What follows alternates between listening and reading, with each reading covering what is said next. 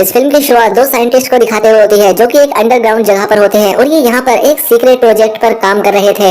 इस secret mission के बारे में इनके अलावा और कोई भी नहीं जानता था और ये सीक्रेट मिशन दुनिया के अलग अलग देशों में किया जा रहा था। लेकिन ये सीक्रेट मिशन हर जगह पर फेल ही रहा और अब ये मिशन अमेरिका और जापान में परफॉर्म किया जा रहा था। इसके बाद सीन चेंज होता है और हमें 5 दोस्तों को दिखाया जाता है जिसमें लड़की का नाम डैना और उसके दोस्त का नाम मार्टी होता है और बाकी इनके दोस्त होते हैं और उस जगह का नाम होता है बुडेरिया। ये लोग वहाँ पर एक कैबिन में रहने जा रहे थे जिसे कि इनके दोस्त ने हाल ही में खरीदा था। जब ये लोग अपने घर से निकल रहे होते हैं तो सामने बिल्डिंग के टेरेस से कोई इन पर नजर रखे हुए था जो कि किसी को इन्फॉर्म करता है कि वो लोग यहाँ से निकल चुके हैं क्योंकि ये जीपीएस पर दिख नहीं रहा। और रास्ते में ये दोस्त एक पेट्रोल पंप पर रुकते हैं। पेट्रोल पंप का जो ओनर था वो इनसे काफी रूडली बिहेव करता है। वो ना तो इन्हें पेट्रोल देता है और उल्टा इनसे मिसबिहेव करता है। फिर ये लोग उससे बुडेरिया का एड्रेस लेने के बाद यहाँ से चले जाते हैं। बुडेरिया तक जाने और उससे वापस आने का सिर्फ एक ही रास्ता था जो कि एक टनल से होकर जाता था। जब ये लोग उस टनल से होकर गुजर रहे होते हैं तब वहाँ पर एक चील उड़ रही होती है जो कि एक अदृश्य इनविजिबल वॉल से टकराकर खत्म हो जाती है।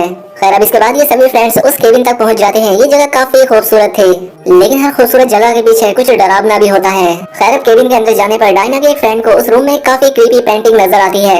इसलिए डायना का वो फ्रेंड उस पेंटिंग को हटाकर नीचे रख देता है। फिर वो देखता है कि जिस जगह पर वो पेंटिंग लगी हुई थी वहाँ पर एक मिरर भी था जिसके आर पार देखा जा सकता था। दूसरी तरफ डायना खड़ी हुई थी। डायना उसे तो नजर आ रही थी लेकिन वो उसे नहीं देख पा रही थी। इसके बाद ये डायना के पास जाता है और उसे सारी बात बता देता है और अब इसीलिए ये लोग अपना रूम चेंज कर लेते हैं। डायना उस पेंटिंग को फिर से मिरर के आगे लगा देती है। अब क्योंकि वो पेंटिंग काफी डरावनी थी इसीलिए डायना उसे एक कपड़े से ढक देती है। फिर हमें उन्हीं दो साइंटिस्ट को दिखाया जाता है जो कि सीसीटीवी कैमरास की मदद से उन सभी को देख रहे थे और ये वही लोग हैं जो कि उस सीक्रेट मिशन पर काम कर रहे हैं। और ये लोग सिर्फ केबिन को ही नहीं बल्कि पूरे बुड एरिया को देख पा रहे थे।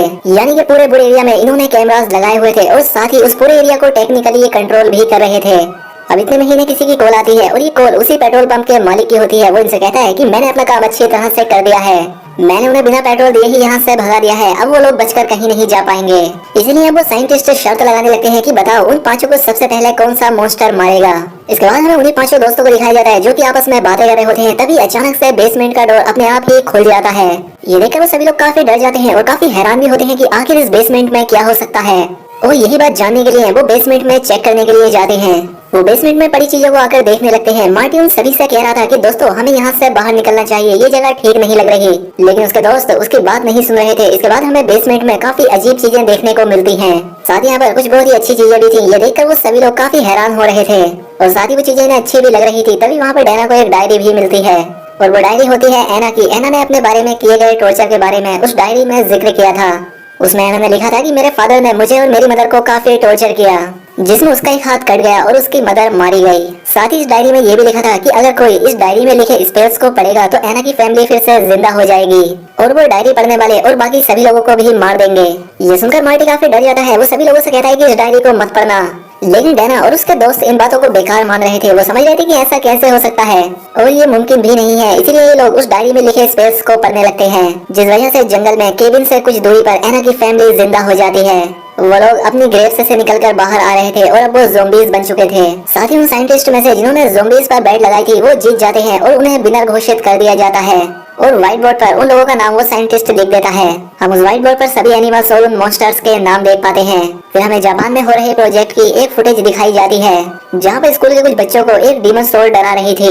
दूसरी तरफ डायना के 2 फ्रेंड जंगल में घूमने के लिए जाते हैं और वो साइंटिस्ट उन पर नजर रख रहे थे। जंगल में डायना की फीमेल फ्रेंड पर एक ज़ोंबी अटैक कर देता है। तब उस लड़की का फ्रेंड कर्ट यानी कि अपना थोर भाई उसे बचाने की कोशिश करता है लेकिन वो ज़ोंबी उसे भी घायल कर देता है और बाद में वो ज़ोंबी उसकी फीमेल फ्रेंड को बड़ी ही बुरी तरह से मार देता है।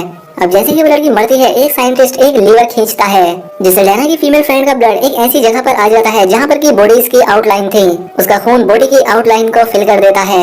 इसके बाद थोर वापस से अपने दोस्तों के पास केबिन में आ जाता है। वो इन्हें यहाँ आकर सारी बात बता देता है जो कुछ भी उसके साथ जंगल में हुआ था। वो सभी से कहता है कि हमें जल्द से जल्द यहाँ से निकलना चाहिए वरना वो ज़ोंबीज हमें भी मार डालेंगे। लेकिन तभी अचानक से कोई उनका दरवाजा खटखटाता है।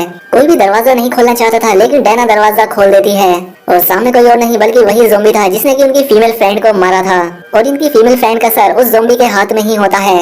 वो ज़ोंबी उसका कटा हुआ सर डायना के हाथ में फेंक देता है तो ये सभी लोग उस दरवाजे को बंद कर देते हैं। जिसके बाद डायना का वो फ्रेंड कहता है कि अगर हमें जिंदा रहना है तो सभी खिड़की और दरवाजों को बंद करना होगा और सभी लोग एक ही जगह पर इकट्ठा रहेंगे। उनका ये आइडिया सुनकर वो साइंटिस्ट परेशान हो जाते हैं क्योंकि वो ये सोचने लगते हैं कि कहीं वो अपने इस आइडिया से सरवाइव न कर लें। इसलिए वो एक बटन दबाकर एक केमिकल गैस रिलीज कर देते हैं, जिससे डैना के फ्रेंड का मूड बदल जाता है। फिर वो सभी को अलग होने के लिए कहता है, जिसके बाद सभी लोग अपने अपने रूम में चले जाते हैं।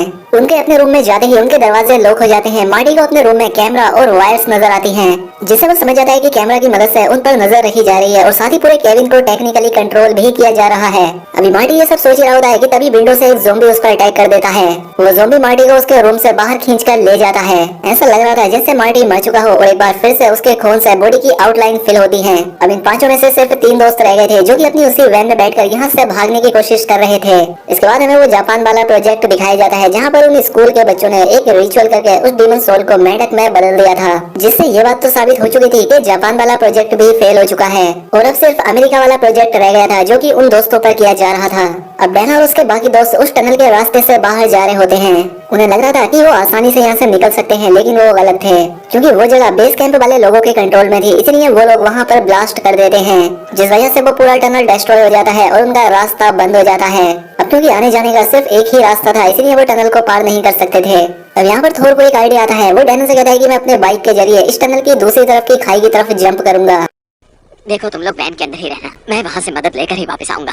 लेकिन अब जैसे ही थोर ऐसा करता है, वो इनविजिबल बॉल से टकराकर उस खाई में गिर जाता है और मर जाता है। अब सिर्फ डैना और उसका एक और दोस्त ही जिंदा बचे थे, इसलिए वो वैन में बैठकर किसी दूसरे रास्ते को ढूंढने के लिए निकल पड़ते हैं।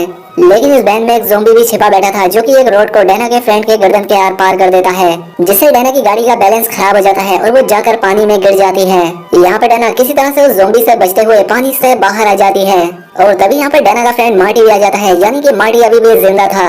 लेकिन बेस कैंप के लोग ये नहीं जानते थे कि मार्टी अभी भी जिंदा है, वो उसे मरा हुआ समझ रहे थे। अब मार्टी डैना को बचाकर एक जगह पर लेकर जाता है और ये वही जगह थी जहाँ पर वो ज़ॉम्बी मार्टी को लेकर आया था। मार्टी डैना को बता रहा होता है कि मैंने तो उस ज़ॉम्बी के टुकड़े टुकड़े कर दिए थे, लेकिन वो अभी भी जिंदा है।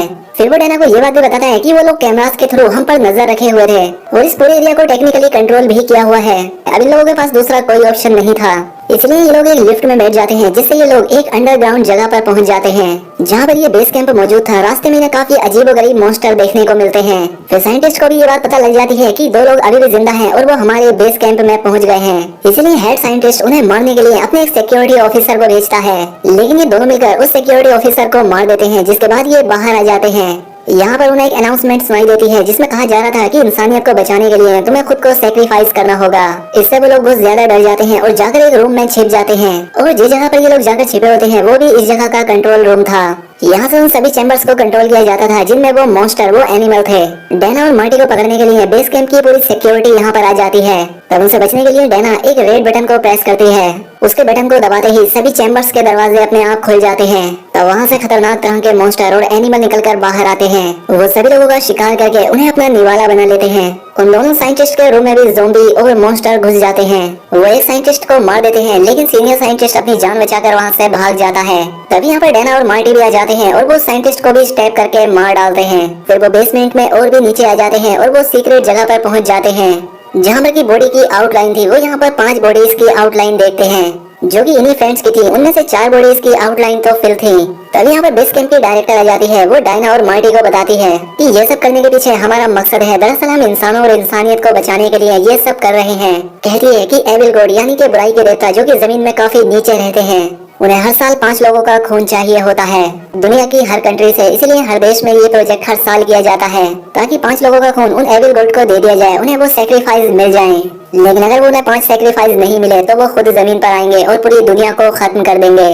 वो कहती है कि अब इस प्रोजेक्ट को तुम ही सक्सेसफुल बना सकते हो, खुद को सेक्रीफाइस करके, और ये सेक्रीफाइस तुम्हें सूरज निकलने से पहले देना होगा।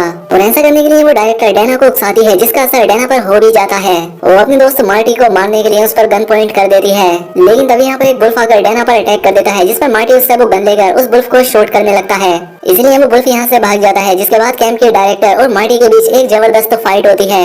लेकिन तभी यहाँ पर वो डायरी वाली छोटी बच्ची एना आ जाती है और वो कुल्हाड़ी से उस डायरेक्टर पर अटैक करके उसे मार देती है। इसके बाद मार्टी और एना उस डायरेक्टर को धक्का देकर उस जगह पर फेंक देते हैं जहाँ पर वो एविल गॉड रहता है। अब वो समझने लगते हैं कि अब सब कुछ ठीक हो गया है, इसलिए वो एकदम रिलैक्स होकर बैठते हैं और स्मोक करने लगते हैं। और साथ ही डैना मार्टी से माफी मांगती है कि उसने उस पर गन पॉइंट की, लेकिन सब कुछ नॉर्मल कैसे हो सकता था, क्योंकि इन्होंने तो अपने सेक्रीफाइस दिए ही नहीं। लेकिन तभी वहाँ पर जमीन कांपने लगती है और उस कैंप के बीच से एक काफी बड़ा हाथ निकलता है, और वो हाथ किसी और का नहीं बल्कि एविल गॉड का था। यानी कि अब सब के सब एविल गॉड बाहर आ जाएंगे और इंसानियत को खत्म कर देंगे। और दी एंड, यहीं पर ये फिल्म खत्म हो जाती है। तो दोस्तों उम्मीद करता हूँ आपको ये वीडियो पसंद आई होगी। अगर वीडियो अच्छी लगी हो तो वीडियो को लाइक और कमेंट करके जरूर बताएं। साथ ही चैनल पर पहली बार हैं तो चैनल को सब्सक्राइब भी कर लें। मिलते हैं हमारी अगली वीडियो में।